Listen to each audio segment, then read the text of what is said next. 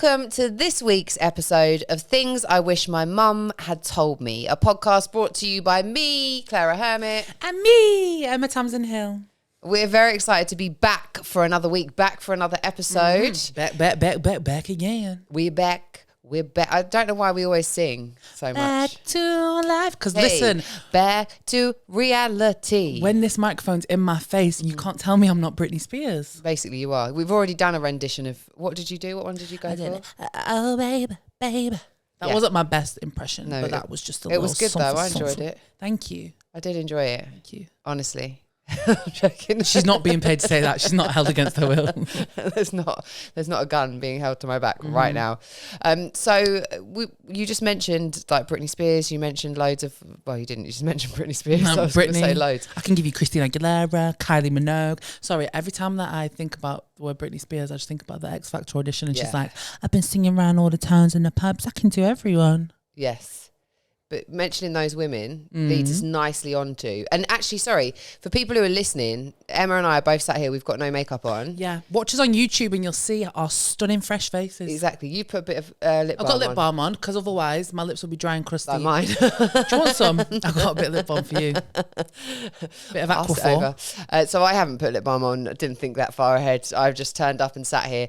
But basically, we've got no makeup on because today's episode, we wanted to talk all about beauty standards, the pressures that we feel to look a certain way and all that comes along with that. And we figured that with, you know, when you look at social media, there's filters, there's makeup, there's all of these different things. And we just wanted to sit here today and just show up without makeup on and just let everyone know it's okay to do that. I just want to be me. That's right. That's what I mean. I mean, I'm being a bit silly right now, but this is a good topic because I think so many, not even just women, so many people in general just struggle with their appearance and feeling pressure from society to look a certain way. And I definitely fell victim to that in my younger years. And I feel like so many people that follow me and follow you are struggling with this, like trying to find that sense of self-love and that just who they are themselves without the pressure of what they think they should look like. Indeed. And I also think, you know, it's important to say at this point, like before I met you, IRL, and, you know, before we'd even had a conversation, I was following you. And one of the things that I like really liked and appreciated about you is that you would show up with no makeup on, that you would show up like as yourself and not have to feel like the need to, you know, look a certain way if you're going to be on camera and, you know, that you would just be like, I'm here, because I feel like it's really affirming when you see women do that. And that's something that I always do as well, is just like, I can look like this, but I also look like this or like this or like this, because no one looks that picture perfect all the time. Hell no. It's just not it. Like I'll get on Instagram or YouTube like hair from when I've just slept all over the place, no makeup, crust in my eye still, bit of white on the side of my, no, I'm just kidding, there's no white on the side of my mouth, but you know, I'll get on there looking crusty and I don't care, or in last night's makeup, whatever it is, because I just think that's reality. And no one looks picture perfect all the time. No. So when people are like, oh, this is my nightly skincare routine, and you know what, big up to you if you have a consistent skincare routine, but I am almost 40 and I still haven't managed it. Like I've got all of the stuff. I mean, I've had all of the stuff many times over in my lifetime. But when you get home late and you know you've got to be up for work, the teeth are getting brushed. Sometimes the makeup is not coming off. It's staying on, and I will take it off in the morning. Sometimes I'll even wear it the next day. I'll be honest. I've done that before, you know. I once went on a night out and the next day I had dinner with my parents and I must have been about 20. But I went to that dinner with the same night out. Why not? If it still looks all right, that's what that setting spray's for. Oh my God, though. Some people are going to be itching in their bodies right now because they are like, no, that's so bad for your skin, and it probably is, you know. Yeah, it probably is, but we're dealing with the consequences. We are, but also I feel like my skin's not looking too bad for someone who's nearly 40, and I've lived my whole life like that. I've lived life on the edge. I know. So people say to me, oh my God, what's your skincare routine? And I'm not gonna lie, like I feel like I am blessed with quite clear skin, but I just do a bit of something in the morning. I'm not washing my face at night. Sorry. Unless if I've makeup on, then but I'm not, you know, like double cleanse and I got to do this serum, then I got to do that, and then I got to do that. I'm lazy. I do that like once in a while as a treat. Because otherwise, and I've got all these face masks. Do I ever do them? No. No, I've got a collection of those ever growing. I'm like, oh my God, I'm going to do this and I'm going to do that and I'm going to do this. And then I just don't, because it's time as well. And I don't really have that much time. In theory, it's lovely. And I feel like for some people, that's really their self-care thing. Yeah. But for me, my self-care thing is lying in bed and watching Netflix. There you go. And I think, you know, there is this huge pressure on us to be eternally youthful and look eternally young as women. Obviously, you're 26 and you probably already feel that pressure. Yeah, but you know what? Like, I feel like the kind of places that I put myself in and the things I surround myself with online and in person, I try not to let that stuff bother me. Like, for instance, I've never had any work done. I've got nothing against people that have had work done, but I feel like a lot of my friends have had stuff done. But I don't know, because they're not like pushing it on me. But then again, I'm trying to think who really pushes it on other people. I think I've had, so in my lifetime, when I was 20, I had a boob job. And when I was 20, I really disliked like my body. I'd had eating disorders. So I was bulimic from 15 to 25, like severely bulimic. So when I was 20, I had a boob job. And the reason I had that boob job is I hated my body. And I've had an eating disorder from 15. I developed bulimia until I'd say like 25 is when I really started to resolve it. Because, you know, it was an obsession and it took over my whole entire life. And I really felt like as a woman, my sole value came from how attractive I was to men. Like that's how it was so important to me. And I would look at my body and I'd feel like I'm 5'9". You know, I've got hips, but I've got no boobs. I was flat chested, like not even a double A cup. So there was like nothing there, which now is really celebrated, right? And it's like, but at that time when I was growing up, the idea was to be a size 0 and just have massive tits. With the massive push-up bras that used to get at Primark. Yeah. So I ended up, there used to be these gel padded bras that had like a gel. I would wear 2 of them every single day. I'd wear it to the gym, everything. I got sores from like wearing it all the time. Then I'd sometimes put like the chicken fillet things in as well at the time to give me, because I really genuinely believed that and it would give me anxiety. Like I couldn't leave the house. I didn't want to go out, like all of these things. And then, so I thought, right, I'm going to have a boob job. That's going to change my life. It's going to revolutionize my life. And at that point, I didn't know what I wanted to do, but I suddenly thought I wanted to be a glamour model. There was like Nuts magazine, like all of those magazines were around. It was really kind of glamorized. So I went and I had a boob job when I was 20, and honestly, I thought I was going to be like a completely different person, and you know my life would be so different. But I think what actually happened is none of my internal thoughts and beliefs and the way I felt about myself changed. Just my external appearance had changed. You just have big tits now. Right, exactly. But that then it did get attention, but I didn't know how to deal with that attention, or, you know, and I still didn't like myself. So it didn't really, changing the external stuff didn't really change the internal stuff. So whilst I would say, you know, I don't think there's anything wrong with going and doing like whatever you want to your body, I do really think that before you do that, that you should work on the internal stuff. And then if you still want to do it, go and do it. But if you're hoping that by changing your external, your internal world is going to be different and your beliefs are going to change, it's not. It really doesn't. And I see that so much. And it's like, if you want to go and get your lips done or get your boobs done or get a BBL or whatever, that's great as long as you're doing it for you and because it's going to make you feel better in yourself. Not because, then I'm going to look like this and then that person will find me attractive and then that will validate me. No, man. It's not good, because we spoke about this before. Like, if you have that deep sense of dislike for yourself, changing something physically about your appearance might work for a few weeks, but then it's on to the next thing. Oh, but I don't like this and I don't like that. And if you look in the mirror and pick yourself apart, it's just not going to fix anything, because you have to fix the inside before you can even work on the outside. And it's like, if you validated yourself from the inside and you think you're still like, you know what, I think I would be more confident and happier if like I had bigger boobs, go and do it, man. Yeah. It's for you. Yeah. But what I would say is it's the internal shift that needs to happen first, because it's like the belief systems that we have, and you know we have like subconscious belief systems, and they're really deeply ingrained. They're not even just beliefs; they become almost like our rules for life, and sometimes we're not even aware of them.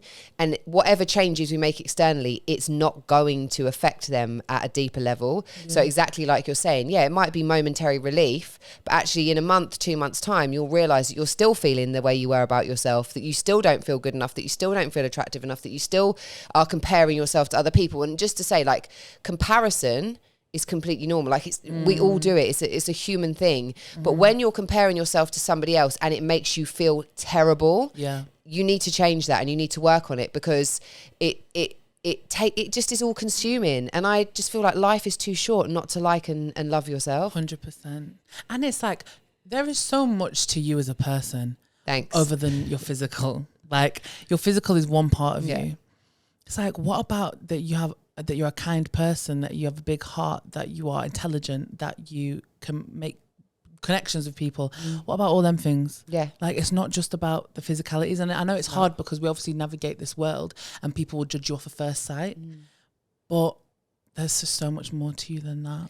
And you know what? The biggest turning point for me in terms of my relationship with myself and how I felt about myself was in 2015, which I don't know how many years ago is that. So I was 31 and I decided to have a preventive double mastectomy. So because my mum and sister both died of breast cancer and I have the BRCA1 gene mutation, I was told that I've got an 85% life chance of getting breast cancer. And the best preventative thing I could do would be to like have my boobs completely removed and then reconstructed. And there's different ways to do the reconstruction. I opted for an implant reconstruction. And as you can see, I can now do this. So like, my God. For those people listening to this, I can like do. She's flexing her tits, basically. Yeah. So and honestly, like, you see that? Yeah, it's good, isn't it? If you didn't go gym, would you be able to do that? No, yeah, I would still be able to do it because. That is incredible. There you go. So look. Can I touch them? Yeah. Don't flex but it. Feel how hard that is there. That's my muscle. Oh right, yeah, like that. Then you can touch. Go on. Hold on, I'm just touching her tip. Wow, is that tense? No, that's just normal. So they're quite hard.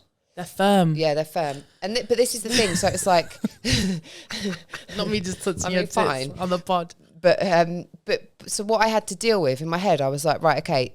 I'd never thought about, because I didn't grow up thinking because this has happened to my mum and sister that it's going to happen to me. Like I didn't think like that.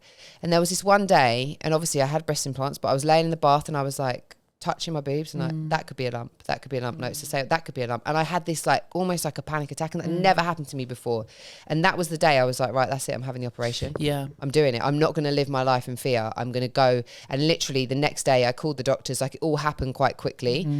And I realised that I had to face where I'd kind of tied my identity to my boobs. So at that point I'd been like a presenter. I was presenting for Grime Daily, like all of these different places. And a lot of everyone's comments would be about my tits, basically. Really? And when I told people on YouTube that I was, going to have my boobs removed, it was like show before they go and no tits, no views. It's a lot of male viewers that I had.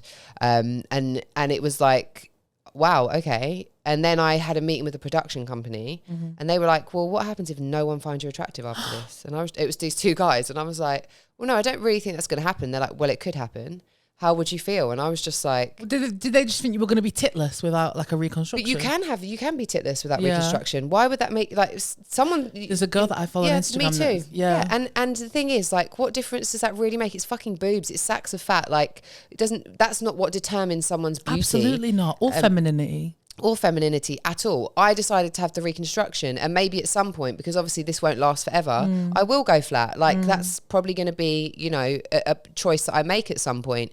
But the step between like having so much kind of like attached to my boobs over the years, and then getting to a place where I'm like, right, they need to go now. And in that lead up to that, I wrote like loads of blog pieces and stuff, because I was just like I had a goodbye to boobs party. Like we had boob like cakes with like little nipples on. Like we did all of this stuff. I had a goodbye to boobs photo shoot. So I did like a photo shoot with my boobs as they were. I had a cast done of my boobs as they were before.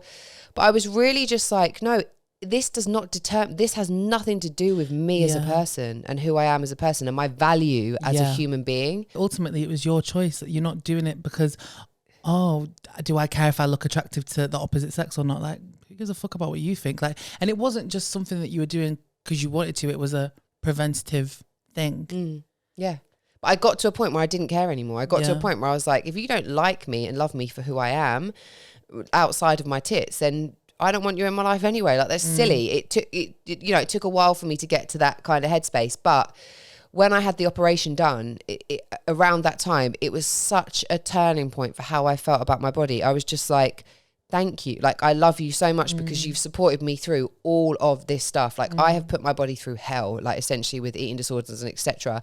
Obsessive exercise, all of those things. And my body is still here, still supporting me. Like, I remember like crying about it because I was just like, oh my God, I can't believe how horrible I've been to you. Do you know what I mean? Essentially, you're my best friend. You're with me through all of life.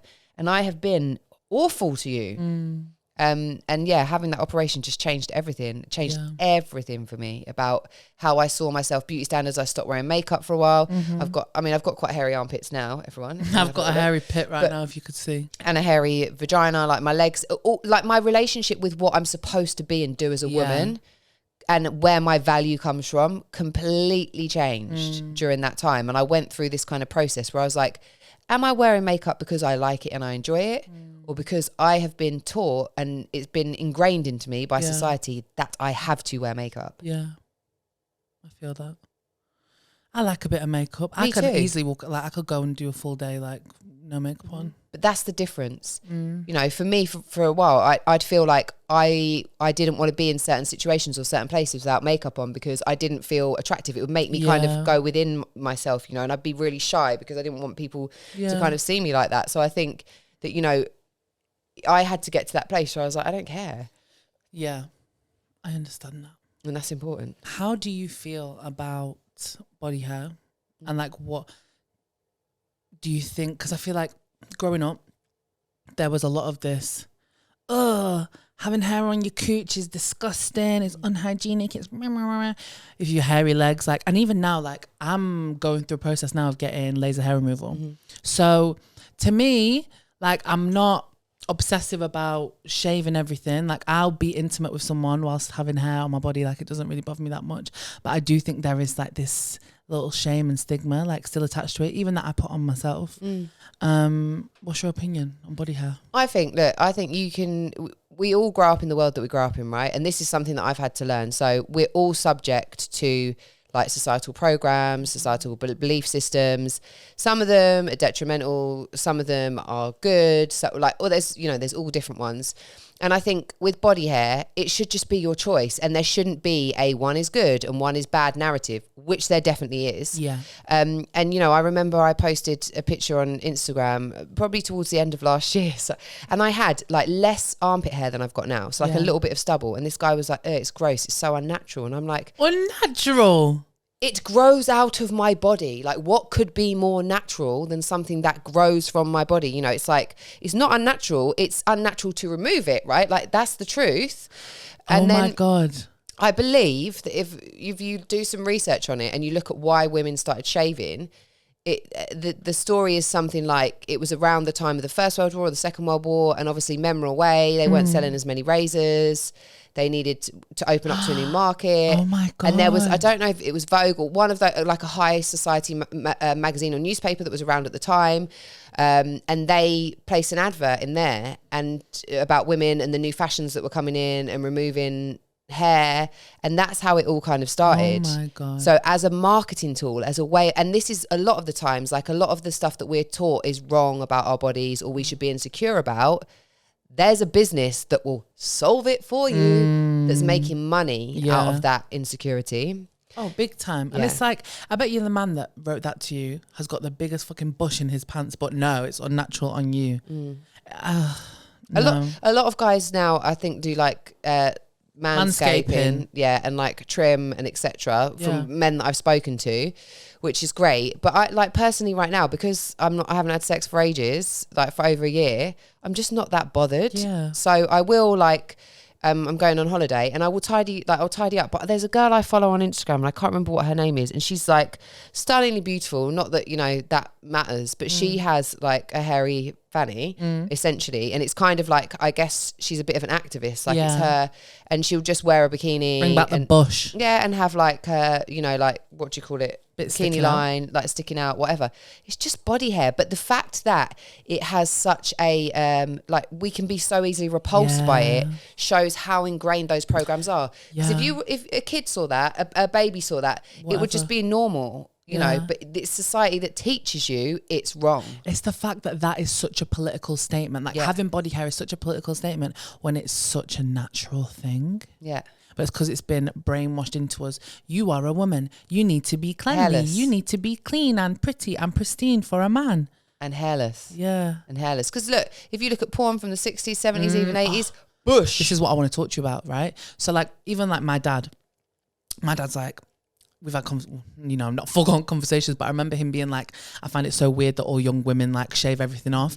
And that's why beauty standards in itself are just, they're trends that come back around, and it's pointless to try and adhere to them because 1 minute it's this and the next minute it's that, right? Yeah. So back when my parents were younger, like everyone had a bush, like fully bald down there. What is that? And now there's some girls I know that shave every single day. Yeah. Oh my gosh. I could not shave every single day. I couldn't because I get such a bad shave. Honestly, I would be walking around itching. Oh I'd be like my that. God.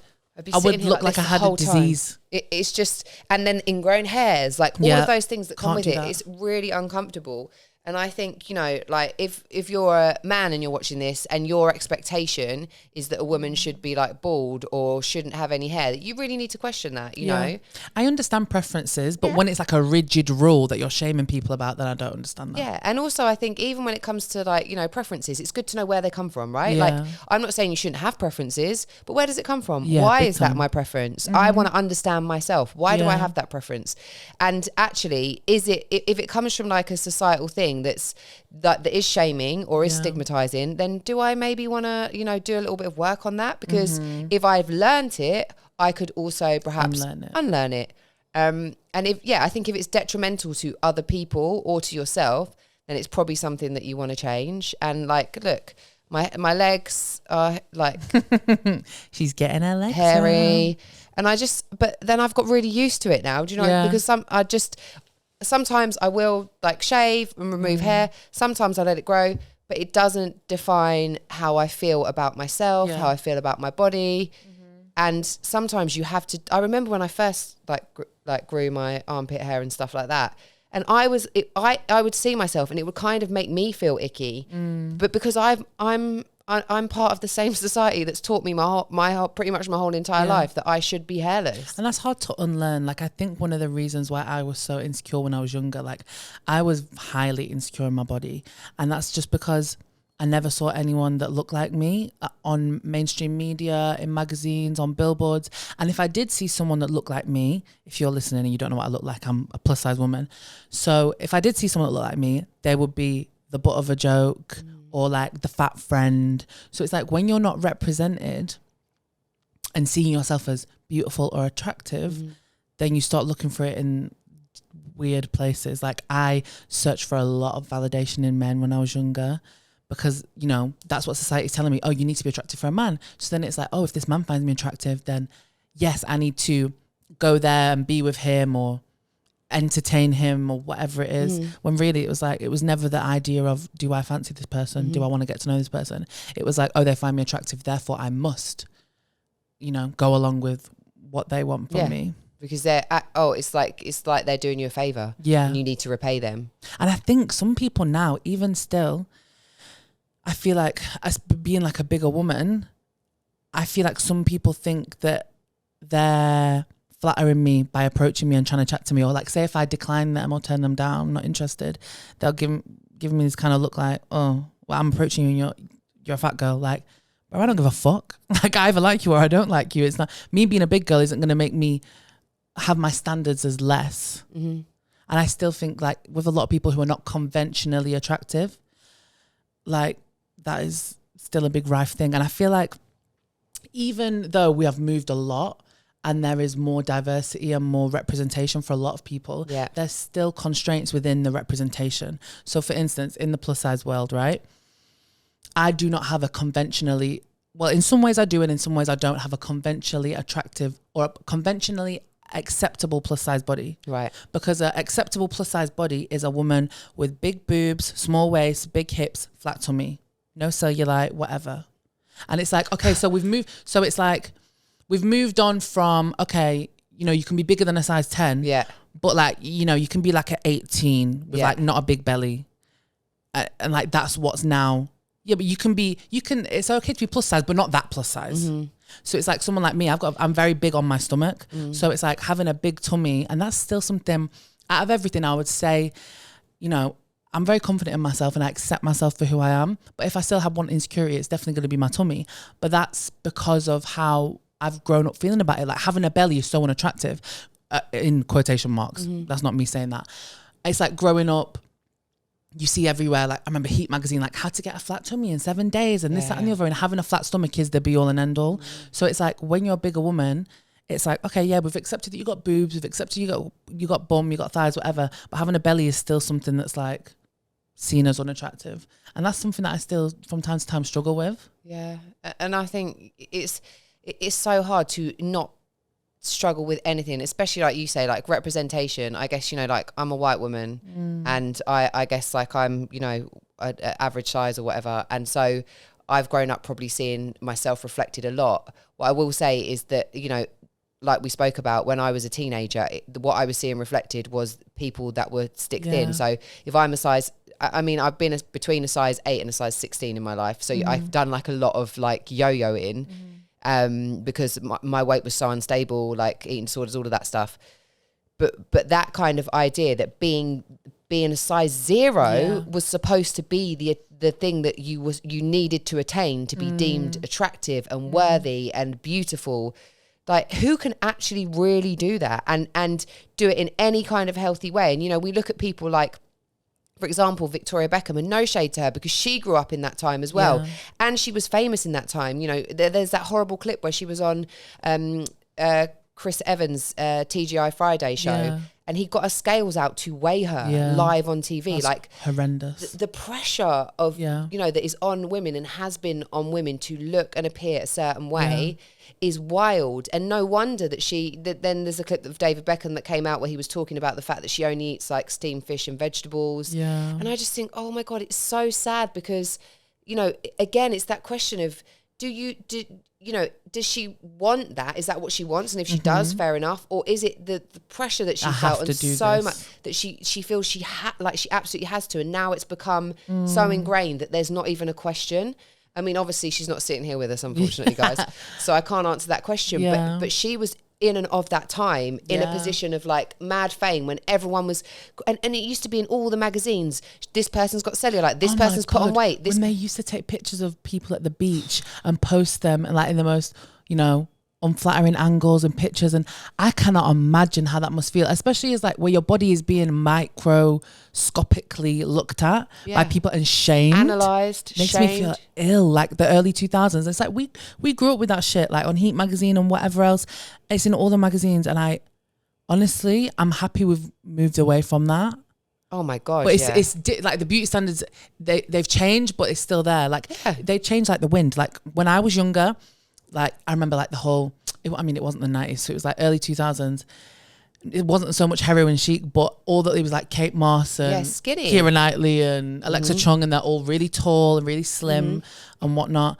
And now the trend is completely different. It's Kardashians, big arse, big hips, big boobs, big this. And it's like, but it's changing. Like even now it's changing again.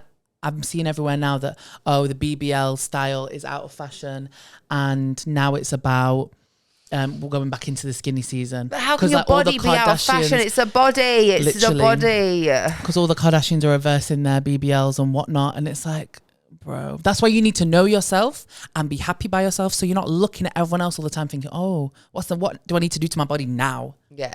Like, I think that's absolutely it, you know. And life is like, I know I say this, but life is too bloody short. If you invest in anything, invest in what will help you learn to love yourself as you are right now, regardless. Because what we've said, you can go and have a boob job, a BBL, your lips done, face done, whatever you want to do. But the standard will change, and then you'll need to go and do more stuff, and you'll need to do more stuff, and it won't last. The feeling that it gives you is going to be momentary, and it won't last. So if you want a lasting, like, feeling of actual, like, fullness and comfortability within yourself, you have to do the inner work. You have to. That's it. There's no way around it. There's not. And it means that, you know, like, for example, there's someone that I work with because I'm a coach as well. and she broke her ankle, like shattered her ankle, and was off her feet for ages. And she was someone who like exercised avidly. And during that time, she put on a lot of weight, like her body completely changed. And so what she learned in that time is that she has to love herself regardless, because anything like that could happen to any one of us, you know?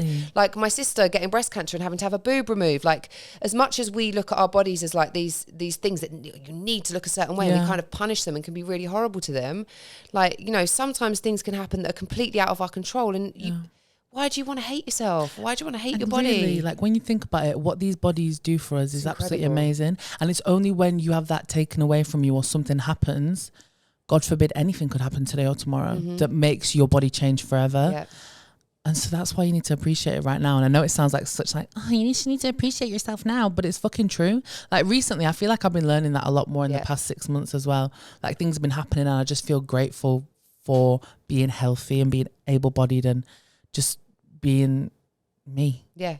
And you know what's interesting? It's you, like when you talk about like loving your body, or you know, and you'll be like, you do that kind of like, oh, it's really feminine and woo woo, you know, like when you're like, oh my God, love your body now, because you feel like it's kind of cheesy to say it, right? I hate the fact that we have these messages that are so important that we've almost trivialized them like that to the point where we can't say them. They are really important. And no, you're not going to learn to love yourself by having a bubble bath and lighting a candle. Although that might help and it might be part of your self-care routine. That's not it. It's going to take hard work and dedication and a real want to be different for it to change. But you absolutely can do it. Because if you can and I can, then, you know, your life will be so much better after. Like, I think now, and I get asked this question a lot, like, how did you start to learn to love yourself? And it's like, my life has actually 360'd from when I was younger and when I hated myself to where I am now. And I just get to the freedom of being able to just go outside. And, you know, I still have my times where I feel anxious or like, oh, people staring at me.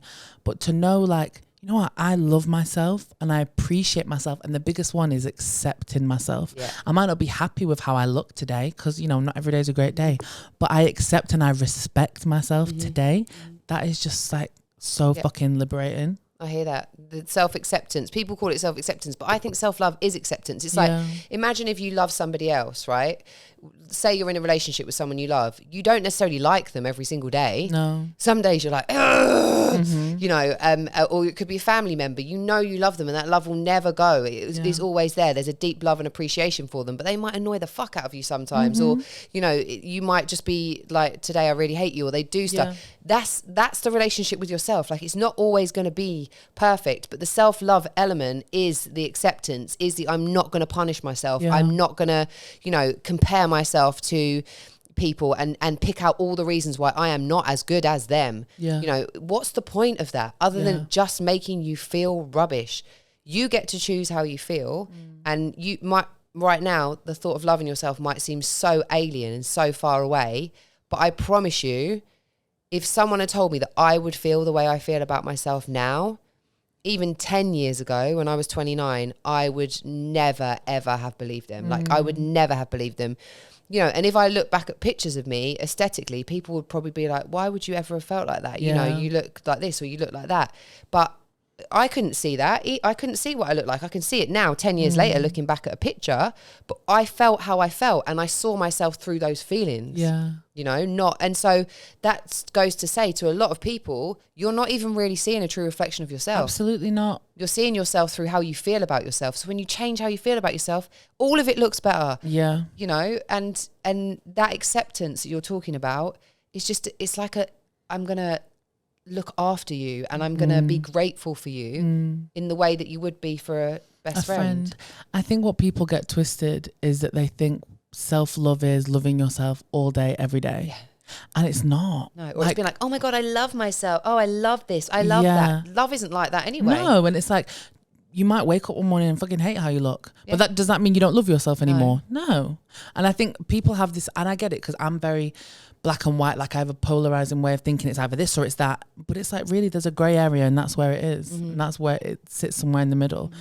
It's a deeper thing, I think, isn't it? It's like, you know, it's like, I'm just trying to think of how I explain it in terms of that. It's a foundational thing, right? So everything else is, like, if you look at a house, you've got the foundations of the house and they're strong and they hold everything else together. what happens on the top of that, you know, in that house, or, you know, to the decor of that house could change, move, you could put an extension on, whatever, but you have to have that strong foundation.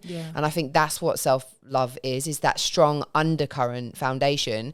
And what it means for me personally is that I have a self-awareness that if I am, you know, sometimes I look in the mirror and I'll notice things about myself, and the thought will be like, oh, like my arms look like my bingo wings, or whatever it is, like that looks horrible in this dress. But I hear it, and then I'm like, oh no.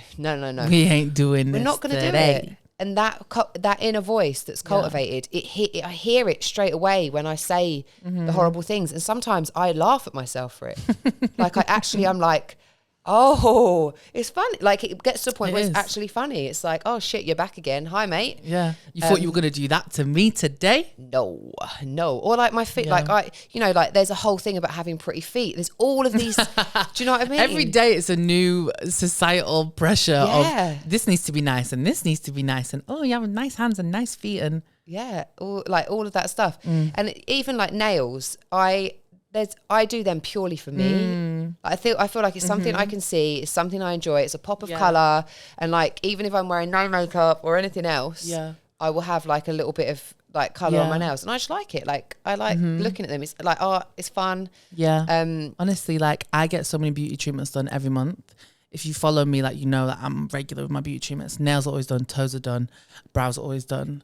You know, and I do that for me because I want to feel good in myself. Like, yes, other people might find it attractive and whatnot, but ultimately it's for me, because when I wake up in the morning, I look in the mirror and I think, oh, I look cute and my hands are done and whatnot. And that's for me. It's not for anyone else. I think that's really important. And I'm paying for it as well. So... And I think get a man to pay for that for me. Hi, daddy. No, I think it's important to say as well. Like, if we grew up in a society that taught us that, that taught us that maybe shaving our hair off and, you know, painting our nipples and, you know, growing hair out of our knees was the most attractive thing we could do. We'd all be doing it. Innit? Like we'd all be doing it. So even though you're saying like you get those beauty treatments done, I'm saying I get those beauty treatments done because they make us feel good. It's still within the realms of, you know, what society's kind of taught us, you know, like. But I tell you what, like, and this is like proven time and time again to me, the most attractive quality in a person is not how nice their hair is, how nice their outfit is, whatever. It's your confidence. Oh my God. And it's like when you get to grips with yourself and you have that confidence. When I see like one of my best friends, she lives in New Zealand now. Bitch. No, I'm joking. Yeah. How dare you move there? And conventionally, like, she has a bald head, she has loads of tattoos, her whole head's tattooed, bare tattoos. Like, when it comes to like conventional beauty standards, like, she's not fitting the mold. Like, she's absolutely stunning. But because she's like so confident, she exudes the most pure, loving energy. Like, she's like a ray of light. And it's like, I find her absolutely stunning. Even though she doesn't have long blonde hair and I'm wearing this and that. Like, and that's what's so attractive about someone. Yeah, I totally agree. And that's, even if you're talking about people that you personally find attractive, you know, I talk about this all the time, the idea that people be like, what's your type? What's your type? What's your type? I can sit here and tell you, like, on paper, aesthetically, what my type would be. And then you can look at every guy I've dated, and there's probably a few of them that actually fit that type, because someone's overall, the energy, their confidence, and it's the chemistry you have. Sometimes you can't explain why you have chemistry with people. In the same way, like, sometimes you can't necessarily explain why someone's beautiful. They're just so beautiful. And it's like you say, it's like an energy. And I definitely I saw someone like that on the tube this morning, and I was just like, oh my God, like, not as in like sexy. This guy, he was so beautiful, like so beautiful. And I think that is, you know, again, like, if you do the inner work on yourself, all of that stuff comes together. And it's not, you're not doing it for anybody else. Do it for you. But trust me, other people will notice and see and experience that confidence. And just for full transparency, I started having Botox when I was 38. So here and here and here. So like 3 areas. I've had lip filler once, like about a year and a half ago. And a little bit of filler on these lines here. And, you know, again, I don't care. Like, I'm doing it because, not for anybody else, but also because I want to look fresh. I don't want to look different. I don't necessarily want to look young forever or any of that stuff, but I want to look like the best that I can, you know. But I can see from having that stuff done. So again, like this, I had done like, I don't know, 8 months ago or something. Yeah. And then like my lips, as I said, it's been about 18 months now. But I can see how it could be addictive. Like I think I'm in quite a good place where I'm like, I am very aware of if I feel like I need to do something, you know, and it becomes like a bit obsessive just because of my experiences in the past, that for me, I would then have to be like, oh, I need to do something about that. That's not okay. But it doesn't really feel like that. And also because I'd never had anything done before. Yeah. I was just like, I just want to experiment and just have a little go. It's not, it doesn't last forever, and let's see. When I was younger, I really like grew up wanting a boob job. And you know what? It was always this thing of like, when I lose weight, I'm going to get a boob job. Not bigger, lifted up, because I felt like they were too saggy. And I find that crazy now because I think my boobs are so nice. Like I look at them now and I think, oh, so cute. And when I was younger, I fucking despised them. And it was this whole thing about when I lose weight, I will do this and X, Y, and Z. And even now, like I've thought about getting things done. Like I feel like if I was to ever get anything done, I'd get like my under eyes like pumped. You know, so that they're flat. I feel like they're a bit sunken here. And then I'm like, all my friends have had Botox. Not all of them, but you know, quite a lot of them. One of my best friends is a, what do they call it? How old but your friend's in their 20s? Yeah, man. But one of my friends like does the inject. What do they call it? Aesthetics. She does aesthetics. Yeah. Lip fillers, Botox, chin, smile, jaw, whatever the hell else. A lot of my friends have had that stuff done. And like they've all had Botox and they're like, oh, well, they're not saying this to me, but when we get on this topic, they're like, I'm like, oh, should I get Botox? And they're like, yeah, well, you need to start doing preventative. Like there's some of my male friends have had Botox and shit like that. And I'm like, but the thing about me, I'm like, you know what? Maybe I should. I start thinking about it. And then I think, no, because if I start getting this stuff done, it's going to be a slippery slope. And I'll be like, oh, but maybe I should get this. And I don't know, I don't know. I don't feel like it would get that far, but I'm just like, I think I'm stunning. You are. So I'm like, if I think that now, like, what's the point in getting this stuff done? Like, it doesn't really bother me. I'd be getting it done because I'm like, oh, maybe I should. It's like, well, I don't feel like I have to, so let's just not. And you never have to. Like, if you don't want to, you never have to. And I do think, you're always going to be able to look at your face and go, oh, I could do this, I could do that. Absolutely. I think, like, for me, because I was in my late 30s and I had, like, I could see lines starting to set in. Yeah. And for me, it was this line here because I feel like it can look quite harsh. Like, some people, it looks really good. I frown a lot. But your lines don't stay. And, like, I'm like nearly 14 years older than you. So it's just that kind of, I just wanted to look fresh. That's it. I'm not going to lie. Like, neither of my parents are super wrinkly. And I feel like when you're a bit plump, when you're a little bit plus size, it pads you out a bit. You know, I don't feel like you look as, like, deep set wrinkles because you got a little chub. And do you know what? So much of it is to do with genetics. Yeah. And, like, you know, my mum died at 42, but my auntie said to me, my dad's sister was like, your mum never had any wrinkles, like, even at 42. My nan had two. She died when she was 92. She had her brow lifted twice. Really? So I think the first time was probably when she was about in her like 50s, and then the second in her 70s. What did they do then? They chop your head here and then pull it all up? You couldn't notice any of that. It was just, but it was just lifted. So basically, she didn't have any loose skin here. Her eyebrows were always just up high, and she always dyed her hair. She went grey at 11. So she dyed her hair her whole life. Yeah, she had like a big grey streak when she was 11. Even grey. How do you feel about going grey?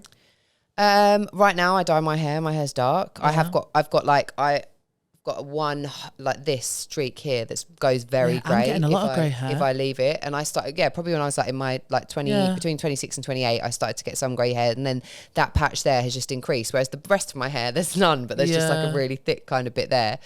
And I just think like I for me personally, at this point, I'm going to continue to dye my hair. But at some point, I probably will go grey. Or maybe I won't, like my nan. My mum stopped. My mum's in her late 50s. Yeah. She was dyeing her hair blonde. And then she was like, I just can't be arsed anymore. She just let it go grey. And she looks great. And I do think, you know, like as you get older, you just care less about a lot of stuff because you just want to enjoy life, you know, and you don't want to spend time worrying about stuff. You know, people say youth is wasted on the young because it is, because we're worrying all the time about this, that, and the other. And when you get older, you just think, oh, look at the great time I was having when I was younger, and I was fucking worried about X, Y, and Z. Exactly. And so I do think like that. But again, like I guess my hair, I've been dyeing my hair since I was 14, which is wild. So it's become kind of like a habit. One of my best friends dyes my hair, and she doesn't live that near to me. So whenever it's like an hour and a half drive. So whenever I do that, I then go for dinner. So it's become like this whole ritual, spending time with her and catching up with her properly. And I love it. Like when my hair's first like done, like the shininess and like the lovely like hair. the rich kind of like colour. It's given herbal essences. But do you remember that advert? In the shower. What's the one where they moaned? Herbal essences. No, wasn't the one where they moaned? Yeah. In the shower washing their hair. Like wild. But I think the whole process, like you were talking about getting your brows done or whatever, and it makes you feel good.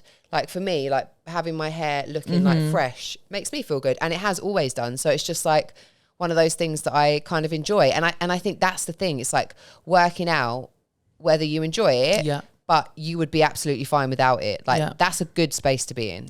You're doing it because you enjoy it, but actually if you didn't have it, you'd still be okay and you'd still love yourself. Moral of the story is do what you want to yourself because you want to do it, not because someone tells you have to do it, not because someone say you look better if you do that. Do it because you want to do it. Yeah. And you'll be happy. And I would always say as well, question your motives. Like why do you want to do it?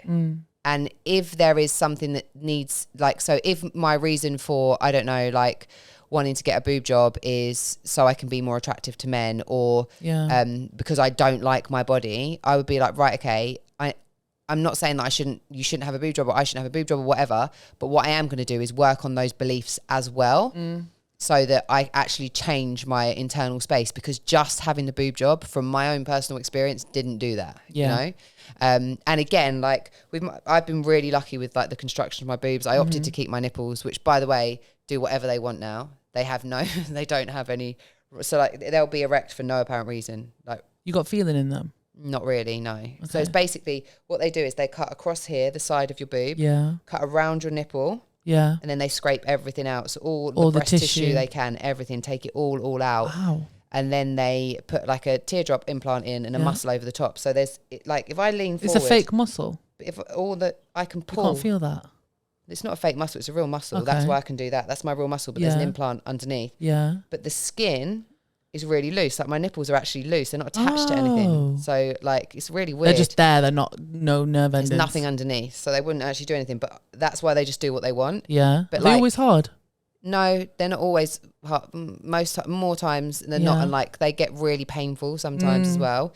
And also like my boobs, do you see like, I want to show you, but I can't show you my whole boob. But there's like a dent here. So like when I am having sex with someone, if I'm on top of them, my boobs are like, they go like they're like chest muscles. With an implant underneath, and then the nipples go off to the side. Bro, it's just like me on top, they're hanging down like spaniel's ears. But that's what I mean. But it's a natural, like my body. My body's not a natural body in terms of my boobs because they've had that done. But they're not like there's no. Like they're not perfect, or you know, there's scars. Exactly, because everyone's perfect is different. Yes, it doesn't exist. It's not a real thing. But what I'm saying is that, you know, that kind of like aesthetic isn't necessarily there, but it's made me more confident rather than less confident. Yeah, and just be like, this is who I am, and I'm gonna fully embody like my body. Yeah, and and I think it's a trait that's very admirable in someone else when you can see that they're just comfortable in who they are. Yeah, I think so too.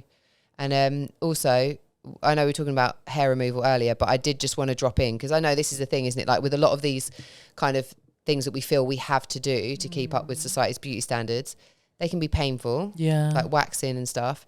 But this is a message to anyone who uses hair removal cream, because I burnt my bum hole really bad. I'm talking about your burnt arsehole again. Yeah, I know, sorry. I haven't talked about it on a podcast, so I've just told you in person. Okay, yeah. So I'm just letting everyone know. It happened on several occasions, because I've got like hair around my bum hole. It was a Veet like shower one. Oh, that stinks. Yeah, I remember when I was all a kid. Stink. Why do they smell like that? Because that's how they, whatever the thing chemicals, is, whatever the thing is that burns the hair off. Yeah. But why would you use hair removal cream? Because a razor will give you bumps. Yes.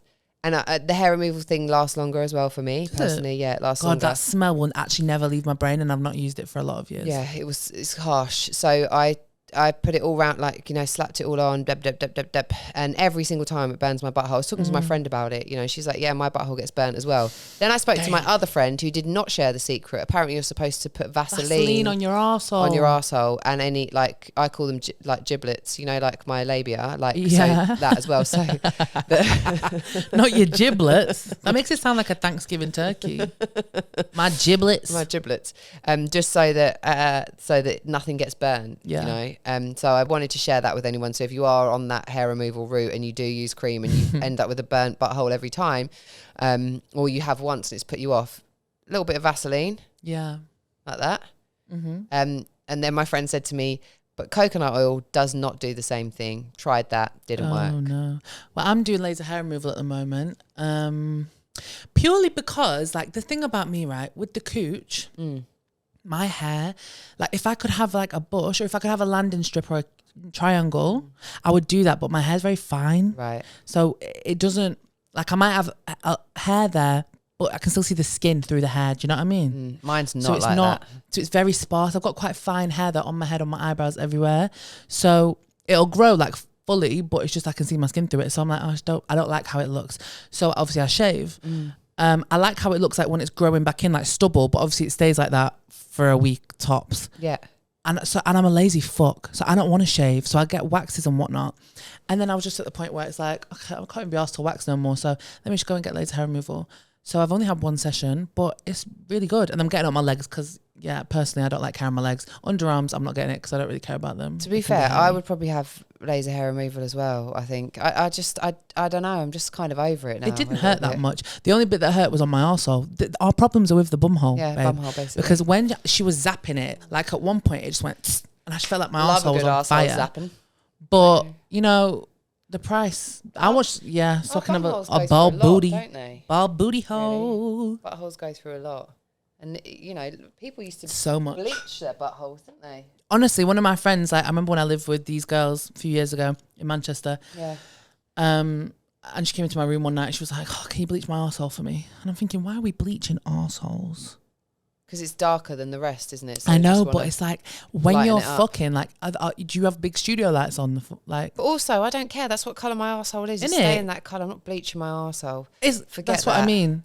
If you think you're going to spread the cheeks and it's going to be bright white, like, you've got it all twisted. It's going to be there winking at you. It's even with me. Like, I've got dark inner thighs, and when I was like, I feel like a lot of big girls have this because, like, your thighs are always rubbing against each other. And I feel like as I've got older, they've got a bit darker, and even I'm like, oh, I'm a bit about it. But then I'm like, anyone that's going down there that's going to see the dark inner thighs, are you really staring at my dark thighs, or are you staring at the cooch?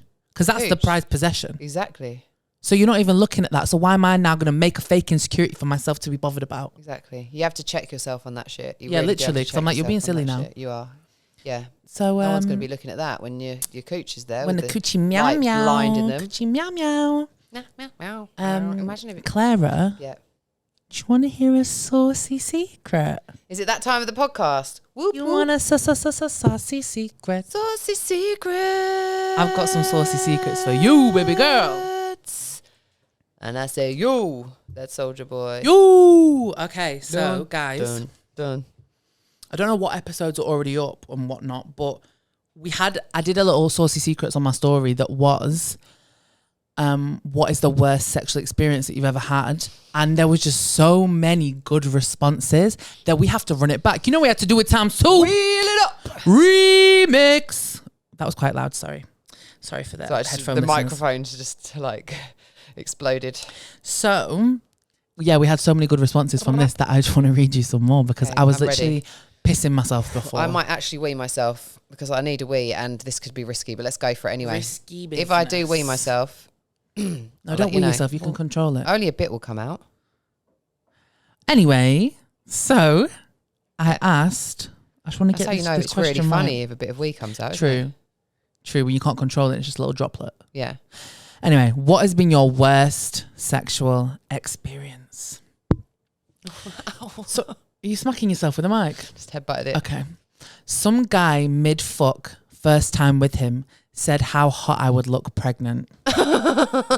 And she put this emoji. You know the little girl? The girl standing there. Not how could you look pregnant. But this topic keeps coming up. I know. Is that must be an Why do they actual want to thing? impregnate us? For guys, maybe that is an actual fetish or a kink. But do they really want to get you pregnant? No, it's just the idea of like, oh my God, you got my baby inside you. I'm impregnating Well, you. maybe Like, the why idea are of men so having obsessed with someone nothing else's. inside you? Yeah, that's true as well. Like it's warm and it's weird and it's probably going to give me a UTI. Yeah. Anyway. This man started watching porn whilst having sex with me without asking for my consent. Can you fucking imagine? I want to know You're what porn having it was. sex and man's hold on, darling. Laptop. It's basically what he's Pornhub.com. basically doing is watching porn and using your body to masturbate. Exactly. That's basically what he's doing. Like I get it. Like I mean, do I get it? No, I don't hold know. on. I think I would watch porn with like somebody 100%. if we'd said let's watch do it this as part of foreplay. Yeah. But actually, when we're having sex, I'd quite like your attention to be on me. Yeah. Not. That's giving me porn dependency, porn addiction. Yeah. I need this in order to come. Yeah, basically, I can't come without the porn. That's exactly what that is. Big yikes. Which is just not. That's not cool. And it would put me off completely. 100%. I'd dry up. Yeah. And it would be game over. I was having sex in a car and the police turned up. I wonder how many times that's happened. Oh my God. Knock on the Have you ever window. had car sex? Yeah, I have, yeah. Like I've done it once, right? My anxiety can't fucking handle it. I don't like sex outdoors or in public spaces. I want to be in my house with the door locked. Yeah. I don't like the idea of getting caught at all because I was having sex with this guy in my car and the whole time, first of all, I'm a tall bitch. Yeah. So my head is banging up against the top of the car. Second of all, I'm just anxious as fuck that someone can see. My windows are tinted and I'm still anxious that someone can see or see the car rocking or whatnot. And it's just too much. I can't relax. I can't get into it. And there's no way I'm going to come. This is years ago, but I was in Ibiza with my best friend who's been in a relationship with her now husband for a long time, and I mean Tinder had only been around for a couple of years, and she was like, can I play on it? She was like, it's a game to her because obviously she's in a relationship. She's like, let me find you somebody. Yeah. And obviously my type and her type very different. But she was going through like matched with this guy, and he was like, he came to meet me and her this bar, and he was really hot, like really really attractive. Oh my God. French guy, like just really beautiful. We love a Frenchie. And yeah, we ended up in his car just in Playa d'Embossa, just off the main strip, if anyone knows it. And having sex. Yeah, but I really enjoyed it. I had a great time, so that was a fun. I'm yet to experience have a for good me. car sex experience. We'll keep trying. And that was, I think it was like 8 years ago, and he messaged me the other day, so it Oh must my still be in his head. God. You know, it must have been that good. Pussy too good. Anyway. A guy shouting, "Here we go," as he was speeding it up. You know, like when you go to the fun fair and it's like, "Here we go, scream if you want to go faster." That's what it's giving. Was it? Did he work? Here we go. Did he work on a fun fair? Can you imagine if you're like mid-sex and someone starts going like they're doing this, and then they started going, "Here we go. Scream if you want to go Scream faster." if you want to go faster. I don't know what I'd do. I don't know if it would be funny or if I'd I just think I burst out laughing. be horrified. Where can you go from there? You can't really go anywhere from there. Oh my good God. On what are they called? I would have to They're pass twisters. Yeah, that would be enough. I'd just die right then and there. Shame for him. Second-in-hand embarrassment. He came on his own face and told me it tasted salty. Bro. Isn't that a nightmare for most guys? Yeah. But I feel like I've been with people before who've like, say I'm giving them head and they're about to come. Sometimes that should be flying. Yeah. Flying up to the shoulder, to the pillow, to the face, to the everywhere. Yeah. Yikes. Yeah. It's extreme ejaculation. You know what? Like, why is it Projectile. acceptable for a woman to taste her own juices, but it's not acceptable for a man to taste his own juices? Well, if a man had told me he'd tried his own cum, I would literally wouldn't care. I I'd be wonder like, how cool, many 'cause guys. it's your body. I wonder how many guys have actually done that. Like, not they'll They'll talk never tell you about the it, truth. but there must be like a bit like, oh, what does it actually taste like? 100%. Because I think for the women, in terms of like, you know, tasting your own juices, I think it's because guys find that sexy in most Yeah, cases. but I'm just gonna do it just to see what's going on down there. Yeah. Yeah. You Like, want I to know, don't give don't a you? fuck. Yeah, Like, I hear you. if I'm about to have sex with you, you know, I'll be like, see what's going on. Mhm. Yeah, cool, let's go. Yeah. Just a little check. Yeah, Make sure everything's, you know, Everything's- A-okay. to my standard. Yeah, I hear you. Anyway, Little sampler menu. Taster menu. okay. My partner secretly took Viagra It got very hot and he had heart palpitations and thought he was dying. Have a panic attack. Them heart palpitations? Oh no. That's not going to work though, is it? Like if you took it so you could stay hard, then you have heart palpitations, but that's going to end up horrible. Yeah, she put here 29, so she put in brackets how old they were. She said 29-year-old female and a 26-year-old male. I think he just, some guys probably, it's just curious as well. Like, absolutely. Literally recently I was chatting to this guy and he was like, oh, I think I'm going to try and get a Viagra. And I was like, oh, like, is that like a problem for you? Like, do you need it? And he was like, no, I just want to go for longer. I'm just like, you don't need it. Leave that for the people that need it. But maybe he maybe he didn't want to tell you the truth. And like, I guess like for a lot of guys, like premature ejaculation or coming too quickly is like, you know, makes them feel really shit. Yeah. But then also with Viagra, maybe I'm wrong with this, but I think you can still come as quickly. It's just your dick stays hard, right? Is it? So I don't know. You can just carry on going. Yeah. I don't know because I've never had. I don't think. How would I know if I had sex with someone? I don't think I have though. No. But I want to try that. Oh my God, ages ago I saw this thing on Twitter, like this pink pussy pill, like a women's Viagra. I want to try that shit. What happens there? What does it do? You get super wet and just super horny and just ravenous. But it's like, I'm like that anyway. Literally, I was going to say, like, I don't think I really need that when I'm in the mood. But maybe it just gets you in the mood quicker. Maybe. But then it would be fake. You might end up just, you know. Oh no. Who knows? Someone just put the bed collapsing. Have you had sex with someone and the bed collapses?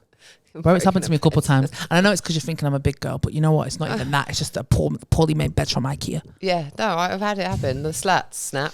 Had that. Like, you know, these fall out. You know what? It's happened to me quite a lot. Like, I remember having sex with my first ever boyfriend. He's the one I lost my virginity to. We were together for like a year and a bit. And we were having sex at his parents' house and the bed broke. But it's like, at this point, we're not stopping, are we? So we're just going to carry on and sort the bed out later. And then I remember I was having sex with this guy that I met like on a night out. And he was staying at some Airbnb and the beds were just fucked. And the bed just kept breaking. And we just carried on. And I was just like, it was a whole mess. Go for it. Gotta get yours. Gotta get. Okay. Gotta get that boom boom. Break bed. Guy I was seeing had a nosebleed mid-session. Turns out he liked to do a lot of cocaine. I'm a nosebleed girly, so I feel the struggle, but not from the cocaine. Oh no. I don't. Can you imagine? Something starts dripping on you from above and you think, oh, he's sweating. Turns out it's blood. Yeah, no, I don't like it. I don't like it. But I do think I've had like not me personally, but one of my friends who's a guy was with a girl and the lights were off, and then she apparently started her period whilst they were having sex because she didn't tell him before, which that can happen, right? Yeah. And then when it was like handprints on the wall. Like, this is why I have to have at least one light on whilst I'm fucking. I don't like fucking in the dark. No, I want to see you. I want to see as well. I've not got fucking night vision. No, I imagine if you had night vision goggles. I'm like a cat. I've been eating my carrots. Yeah, no, I need like a lamp or something. Set that ambiance. Yes. Guy legit started fingering my urethra and thought it was my pum hole. Not the urethra. That's gonna give you some sore weed tomorrow. You know it's burning when you're coming out. Oh golly gosh. Anyway, and then she did clarify. She said he wasn't fingering it, like he was rubbing it. But you know what I fucking hate? You ever been with a man that's like rubs your vagina hole? Like, you're not doing anything. No, and that's not my clitoris. Not nice. Put your fingers in. It's not nice to just rub, or it's like if you put your finger just in a tiny bit, it's like for me doing anything. It's aggravating. Like even one finger, I'm like, fuck off with the one finger. Just get them both in. I think it depends on like how long it takes and all of that kind of stuff. But just that entrance bit, if you rub the entrance to the vagina, it kind of hurts and feels weird. It's not comfortable. And also it worries me. It really worries me that there are so many men, and someone was telling me this happened at a dinner party where there was married couples who have children. Someone asked the question, how many holes does a woman have? And a lot of the men at that table said 2. What, like bum hole and cooch hole? Yes, just to be very clear, we have 3. You have a PP hole called the urethra. 1. Then you have your vagina hole, because you know the whole thing is not actually called a vagina. It's called a vulva, and the inside is the vagina. Then you have your bum hole. 3. Thank you very much for the explanation. Thank you. There are 3 holes, just so everyone knows. And thank you to us for bringing you some sex education. But that, you know, that just shows, doesn't it? It's like also knowing where different parts of a woman's like anatomy are is going to be really, really helpful. Like knowing where the clitoris is, and everyone's clit can look completely different. Everyone's vulva looks completely different. But kind of having some understanding of the general mappage of said vulva area. Oh, yeah. Always going to be helpful, guys. And knowing how many holes. Yeah, that's what they don't teach us at sex education. All they teach us is how to put a condom on a banana, how to not get pregnant. Yeah, I still don't know how to put a condom on someone else. Neither do I. When I try, it's just too... I think someone asked me a long time do ago. It yourself. And I was like, bro, with these nails? No. You're expecting us to shave, hair remove, take a pill. And apply your condom. Do all of this. Put your own bloody condom on. And do it properly. I've got 3 more left for you. Go. This one I have so many questions about, but we're just going to unpack it together. Okay, let's do it. Slept with a delivery man and he made me give him a lap dance in the living room. First of all, I need to know, was it delivery? Was it Just Eat? Was it Royal Mail? Was it Hermes? What kind of delivery man was it? And why did he come in your house and demand a lap dance? And moreover than that, why did you do it? Why did you not say, Frank, get the fuck out of here. I'm not giving you a fucking lap dance. You give me my ASOS parcel, now piss off. Why the lap dance? I have so many questions. Can I just say as well, if someone asked me to do a lap dance to them, it's going to be the most fucking awkward thing they've ever experienced in their life. It's going to be like a GTA. It's not going to be sexy. Like, this will be the best bit. Bend, not the bend and snap. And then I'll go... Shake your tits. Probably smack him in the face at the same time. You could do the thing with your boobs. Oh yeah, I could just do that. Yeah. Come on. Yeah, I don't know how that happened. Maybe it's like a regular delivery man. And they've been like flirting for a while. I love a sexy delivery man. Or maybe it was just, you know, strangers and there was that instant connection. And then he said, do you want to give me a lap dance maybe? And she was like, yeah. And then it just went from one to one extreme to the other. Yeah. And then he said, sorry, I've got to go now. I've got 20 more drops. Yeah. Exactly. And then maybe he's getting another lap dance. Oh my God. Who knows? But anyway. Okay. Good for her. Did she say whether she enjoyed it or not? No, because it had this emoji. Like the emoji with the not happy straight emoji. faces. Okay, sorry about that. Yeah. You didn't have to give him a lap dance. There's so much more to the story. No. What if she's a stripper? Like, what if she's lap dancing's her job? Who knows? No one knows. Anyway, 2 more. I slept with a lad that stunk of kebab meat. No questions asked. He just stunk of kebab. No, can we talk about that? I've never eaten kebab meat. What's that called? Where they just carve it off it's like just that? called kebab. Oh, okay. No one knows what meat that is, babe. No one knows what it is. But even I'm vegan. I've been vegan for 8 years. But even before that, I couldn't stand that stuff because to me the smell of it is a bit like sweat. It's a bit like body odor, right?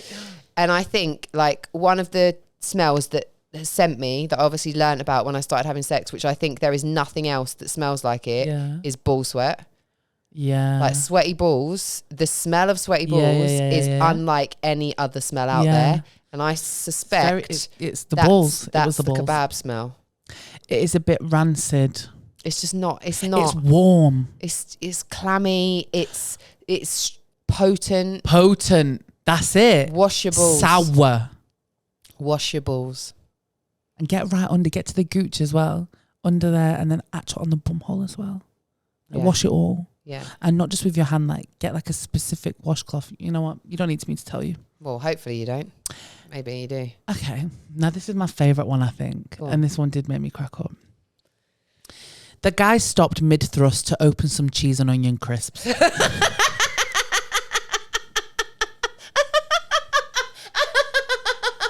He said, I'm hungry and I will have my snack. Wait, that man's my spirit animal. Honestly. So hold on, darling. I just need to refuel. Did he carry on while he's like thrusting and eating at the same time? Fucking imagine. I'd be like, give me one then. Give me one. I'm just trying to like think, what were the crisps doing? Where were they? And maybe they were in the have kitchen. to be at Walker's. You know, they're smelly, them cheese and onion. Yeah. They're real cheesy. I mean, yeah, and the balls and the kebab and oh gosh. What if he opened the cheese and onion crisp to mask the smell of the cheesy balls? Oh God. But also like mid-thrust, that's multitasking. Do you know what I mean? Eyelash, yeah. Oh, sorry. If I was having sex and trying to eat at the same time, I don't know how that's that would a lot work. to do. Yeah. That's a lot. But the thing is, right, on TikTok the other day, I saw this video of a girl I need to try and find it. She was talking about having secret, I can't remember what she called it. Basically, she was talking about eating and masturbating at the same time. And how like secret sexy time snacks. I think that's what she called it. But what I don't think I'd want to do that. No, neither would I. But she made it sound so appealing. Hold on. Let's talk about sacred slut snackies. Sacred slut snackies. That you feed yourself while you self-pleasure. Now, if you are new to combining these two different activities of food and self-pleasure together, happy birthday, baby. Oh. And then she like did different categories. I'm not sure about that. She did different categories. Like one of the categories was like something juicy, like a mango or a peach, something ripe. And then she did this other category that was, I can't remember what the other one was, but the last category was just like mad shit, like a bucket of KFC chicken. I can't multitask like that because the thing is, I'm holding the phone in one hand to watch the Twitter porn and the other hand I'm using. The thing for me is that it's not just about the multitasking, it's a sensory overload. Like I want to concentrate my energy on the sensations that are going on down here. That it's just so much. No, because it would take away from that, and then I'd be like, oh, it would just really confuse me. For me personally, if it works for you, it works for you. If you want a packet of cheese and onion crisps mid thrust, so specific. I know. I'm just thinking, because was he behind her then, and just thrusting, not holding onto the hips, just eating a crisp as he's going, isn't it? Yeah. Wow. Like mid choices were made on that day. They really were. I enjoyed those saucy secrets. Did you? Thank you. I loved them. Thanks for sharing, everyone. We appreciate all of your saucy secrets. Look, we've got to the end of another podcast. Don't quite know how we've done it. I know. Me neither, babe. But here we are. Who would have thought? Not me. We're here. This has been The Things I Wish My Mum Had Told Me. It's a podcast or podcast, if you want to call it that. Yeah, it is a podcast. Do you want to say anything else? I want to say thanks so much for joining us. I hope you're enjoying the podcast so far. Make sure to leave us a glowing 5-star review. Yep. And follow us on all our socials. Like, share, subscribe if you're watching the video version. And make sure, as we always say, that you post this in all your WhatsApp groups, that you send it to at least 100 of your friends. Right? Send a broadcast to all your aunties and all your uncles and your friends of a friend and that one person that you met at that hen do a while ago. Send it to them because I think they'll like it. Yeah, me too. And join us back here next week for another episode of The Things I Wish My Mum Had Told Me podcast. Thanks for joining us. Love ya. Bye. Bye.